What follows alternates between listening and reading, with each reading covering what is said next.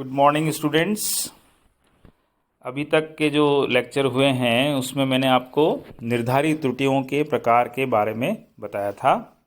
आज जो हम लेक्चर ले रहे हैं उसके अंदर आपको जो निर्धारित त्रुटि है उसी के एक अन्य प्रकार के बारे में बताया जाएगा, वो है योगात्मक त्रुटि। योगात्मक त्रुटि यानी एडिशनल एरर या कांस्टेंट एरर भी इसको कहा जाता है। इसका नाम कांस्टेंट एरर क्यों पड़ा? क्योंकि योगात्मक त्रुटि जो है वो माप में उपस्थित अवयव की मात्रा पर या सांद्रण पर या उसके आकार पर निर्भर नहीं करती है। और ये जो त्रुटियां हैं वो कितनी भी बार हम एक्सपेरिमेंट कर लें, हर बार इनका जो मान है वो नियत रहता है, इसीलिए इसे हम कांस्टेंट एरर कहते हैं।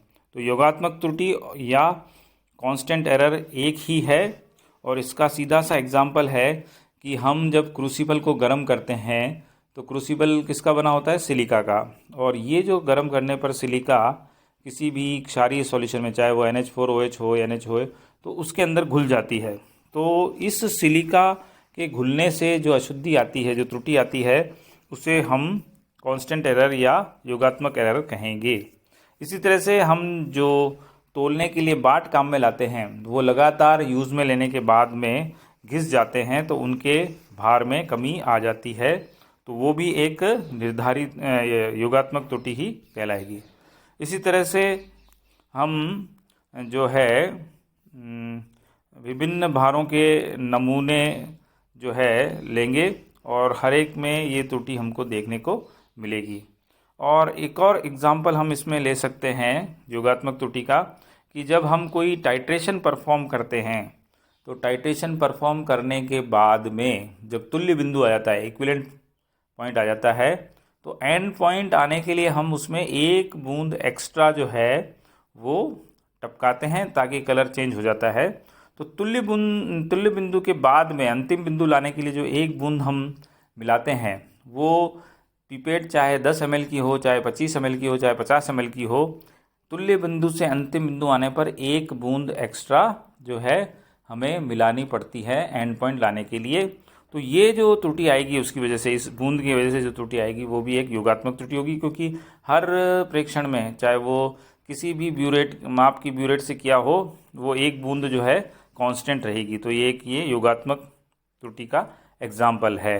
इसी तरह से एक और एग्जाम्पल यहाँ पे लिया जा सकता है कि यदि हम किसी अवक्षेप को धो रहे हैं तो धोने के लिए जो धोवन द्रव लिया जाता है उसका मान जो है, चाहे वो 0.1 मिलीग्राम हो, चाहे 0.2 हो, 0.3 मिलीग्राम हो, अवक्षेप की मात्रा पर धोवन द्रव की जो मात्रा है वो अलग अलग नहीं होती है, वो लगातार हम सेम धोवन द्रव लेते हैं।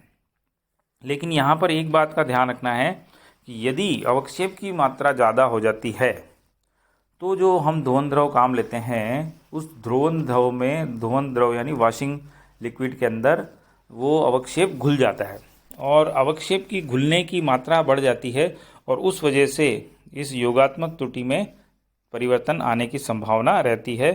एग्जाम्पल, यदि हमने 500 ग्राम पीपीटी लिया और उसको 250 मिलीग्राम धोवन द्रव से धोया, मिलीलीटर द्रव से धोया, और धोने के दौरान यदि 0.25 ग्राम अवक्षेप जो है धोवन द्रव में घुल जाता है तो जो आनुपातिक त्रुटि योगात्मक त्रुटि आएगी उसका मान जो है वो 0.05 हो जाएगा, जो कि बहुत अधिक होता है।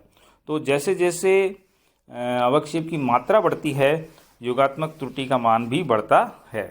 तो वहाँ पे जो ये कांस्टेंट रहने वाला कंसेप्ट है वो थोड़ा सा ख़त्म हो जाता है। तो योगात्मक त्रुटि अवयव के मात्रा पर, उसके सांद्रण पर, उसके आकार पर निर्भर नहीं करती है। इसके एग्जाम्पल्स आपसे पूछे जा सकते हैं आधे नंबर के क्वेश्चन में, तो ये आपको ध्यान रखना है। इसके अलावा आनुपातिक त्रुटि एक और उदाहरण है निर्धारित त्रुटि का, एक और प्रकार है निर्धारित त्रुटि का।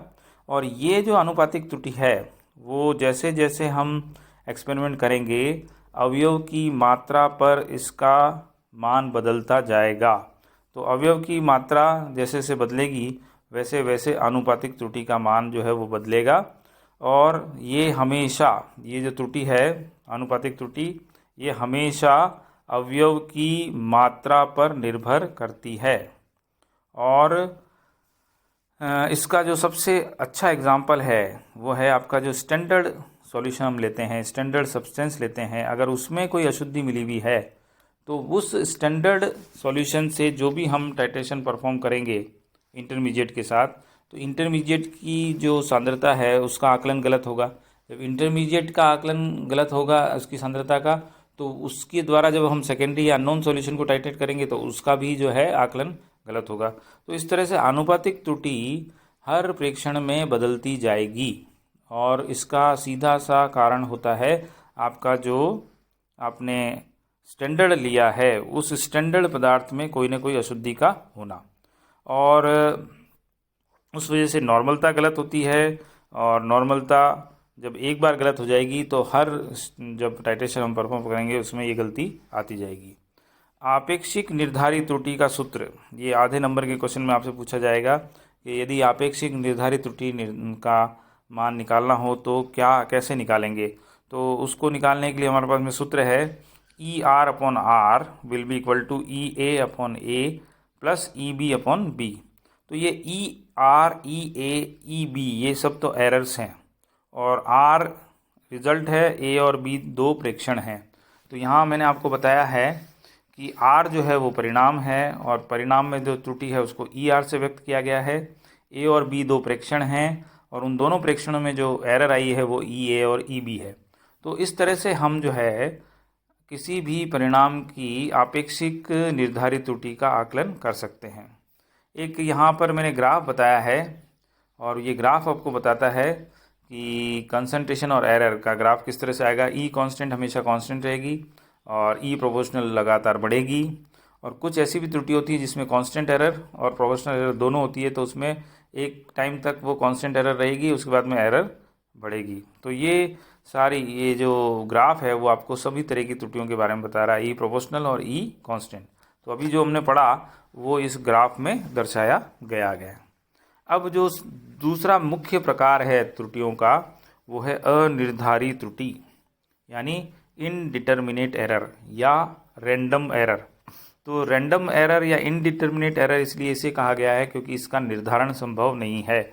कैसा भी कितनी भी सावधानी से आप प्रेक्षण करेंगे, हर प्रेक्षण में अनिर्धारित त्रुटि संलग्न होगी।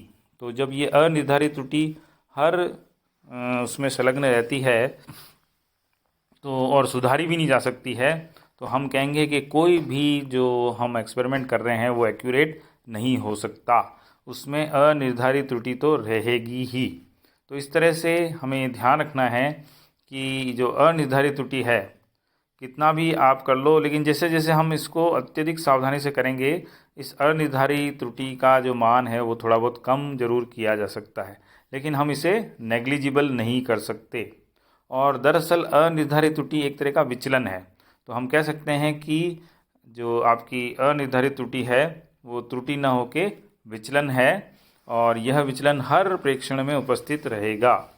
अनिर्धारित त्रुटियां निकाय पर भी निर्भर करेगी, यानी सिस्टम पर, विश्लेषक यानी ऑब्जर्वर पर भी निर्भर करेगी, और जो आपका इंस्ट्रूमेंट है तीनों पर ही निर्भर करती है, और तीनों के द्वारा ही अनिर्धारित त्रुटि जो है जुड़ सकती है या उसके द्वारा अनिर्धारित त्रुटि घट सकती है।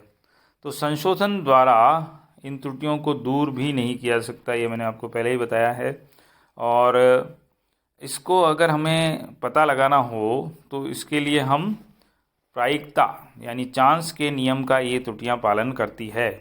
तो अनिर्धारित त्रुटियों को गाउसियन वक्र के द्वारा या प्रोबेबिलिटी कर्व यानी प्रायिकता वक्र के द्वारा जो है उसे समझा जा सकता है, उसके बारे में आकलन किया जा सकता है। और यदि हम बात करें कि व्हाट इज़ गॉसियन वक्र या गॉसियन कर्व क्या है, प्रोबेबिलिटी कर्व क्या है, प्रायिकता का नियम क्या है, तो उसे हम निम्नलिखित सूत्र के द्वारा दर्शाते हैं। और ये जो गामा है वो बारंबारता है। तो बारंबारता किसकी बारंबारता? अनिर्धारित त्रुटि घटने की बारंबारता will be equal to h/√π e minus h square minus bracket में x minus mu whole square, या हम x माइनस म्यू को क्योंकि डेविएशन कहते हैं तो इसका जो अनिर्धारित त्रुटि की बारंबारता है गामा है वो होगा h/√पाई e minus h square d square, जहाँ d डेविएशन है, x प्रेक्षित मान है, गामा उसके घटने की बारंबारता है, h एक नियतांक है जो उस मापक के लक्षण पर निर्भर करता है और परिशुद्धता की माप प्रदान करता है। तो ये जो गॉसियन वक्र है उसको इस समीकरण के द्वारा व्यक्त किया जाता है। So gamma will be equal to h/√पाई e raise to power minus h square d square. ये फॉर्मूला आपसे पूछा जाएगा कि अनिर्धारित त्रुटि को किस फॉर्मूले के द्वारा व्यक्त किया जाता है। म्यू यहाँ पे माध्यमान है, माध्यमान कैसे निकालते हैं आपको पता ही है। जितने भी प्रेक्षण आपने लिए हैं उनको सबको जोड़ लो और प्रेक्षणों की संख्या से उसको डिवाइड कर दो, तो ये आपको जो है विचलन, माध्यमान वगैरह हमको सब मिल जाते हैं। और h जो है अगर उसकी हम गणना करें, जो कि एक कांस्टेंट होता है, तो h का मान 1/σ√2 होता है, जहाँ सिग्मा मानक विचलन है। और जब हम इसको रख देंगे h की जगह और पाएंगे तो बारंबारता का मान आ जाएगा 1/σ√2 pi exponential minus half x minus mu upon sigma whole square, या gamma will be equal to 1/σ√2 pi e minus d square upon 2 sigma square. तो इस तरह से जो बारंबारता है इसको हम दो इक्वेशन के द्वारा दर्शा सकते हैं। और जब हम इस समीकरण में मान रखकर एक ग्राफ खींचते हैं तो वो जो ग्राफ आता है, वक्र आता है, वो आपका गॉसियन वक्र कहलाता है या प्रोबेबिलिटी कर्व कहलाता है। और ये जो प्रोबेबिलिटी वक्र आता है उसकी शेप से हम कई सारे जो है अनुमान लगा सकते हैं और वो जो है आपको पूरा बताएगा। और ये जो प्राप्त वक्र है वो सामान्य वितरण नियम या नॉर्मल डिस्ट्रीब्यूशन कर्व कहलाता है। और जितने ज़्यादा हम प्रेक्षण लेंगे उतने ही वक्र जो है अच्छा प्राप्त होगा और हमारा जो कंक्लूज़न है वो बिल्कुल परफेक्ट होगा। तो उसके लिए हमें ज़्यादा से ज़्यादा जो है प्रेक्षण लेने चाहिए। और ये जो ग्राफ है ये आपको बता रहा है किस तरह से ये वक्र आता है। इसमें जो y एक्सिस है उस पर त्रुटि या विचलन की बारंबारता गामा को दर्शाया गया है, और ये जो x एक्सिस है वो विचलन का मैग्नीट्यूड बता रहा है।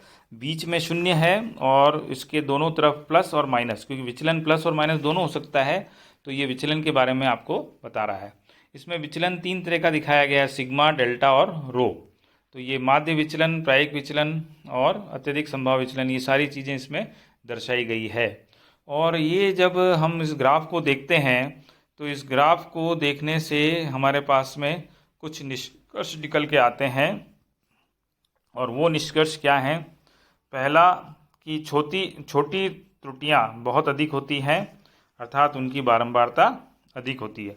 तो आपने देखा, इस कर्व को देखिए आप, इस कर्व के अंदर जो बारंबारता है वो जो छोटा माप है उसकी ज़्यादा है, और जो अधिक त्रुटियां हैं जिसके लिए -2 डेल्टा और +2 सिग्मा बताया गया है, तो +2 सिग्मा और -2 सिग्मा इसके घटने की बारंबारता बहुत कम है, जबकि जो बहुत कम मात्रा वाली उसकी बारंबारता ज़्यादा है। तो इसका निष्कर्ष ये निकला कि छोटी त्रुटियां जो है बहुत अधिक होती है, उनकी बारंबारता उच्च होती है। बड़ी त्रुटियां जो है उसके घटित होने की प्रायिकता बहुत कम होती है। एक ही परिणाम की धनात्मक और ऋणात्मक त्रुटियां होने की प्रायिकता बराबर होती है। यदि प्लस एरर है तो माइनस एरर भी उतनी ही होगी। और अनिर्धारित त्रुटि का अगर अपन को आकलन करना है तो क्या फॉर्मूला है? ER/R will be equal to √EA/A का होल स्क्वायर EB/B का होल स्क्वायर। यानी यहाँ R परिणाम है, EA और EB जो एरर हैं, A और B जो प्रेक्षण लिए हमने। तो इस तरह से अनिर्धारित त्रुटि का आकलन भी किया जा सकता है। तो अनिर्धारित त्रुटि का जो उदाहरण है, तौलते समय तुला में उपस्थित वायु कणों के कंपन के कारण जो वेट में कमी आती है या डिफरेंस आता है, क्रूसिबल को गर्म करने पर भार में आई कमी, बाटों के घिस जाने के कारण भार में आई कमी, तो ये सारी अनिर्धारित त्रुटियों के उदाहरण है। तो आज हमने अनिर्धारित त्रुटि के बारे में जाना, योगात्मक त्रुटि के बारे में जाना, आनुपातिक त्रुटि के बारे में जाना। तो इसके बारे में आपको क्वेश्चन पूछे जा सकते हैं, तो आप इसे ध्यान से पढ़ें और बहुत इम्पोर्टेंट है ये। आज के लिए इतना ही, शेष नेक्स्ट लेक्चर में।